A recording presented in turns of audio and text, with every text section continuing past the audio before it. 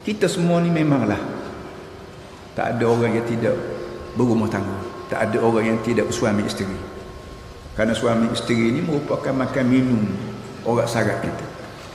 Nasi makan minum kita, air makan minum kita, dan rumah tangga yang kita panggil set sekarang ni keperluan kita.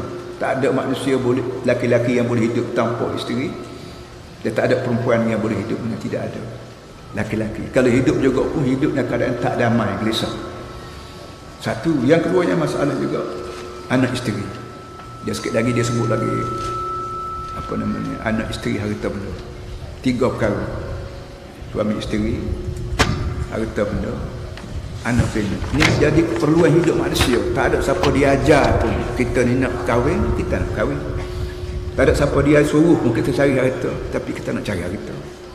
Tak ada siapa suruh pun kita nak cari anak cucu, tapi kita cari. Ini tabiat manusia yang tidak diajar-ajar, tidak disuruh-suruh, tapi manusia sendiri nak benda ni. Tuhan kata tak apa, boleh. Memang aku buat kamu dan buat beserta dengan kamu ini naluri.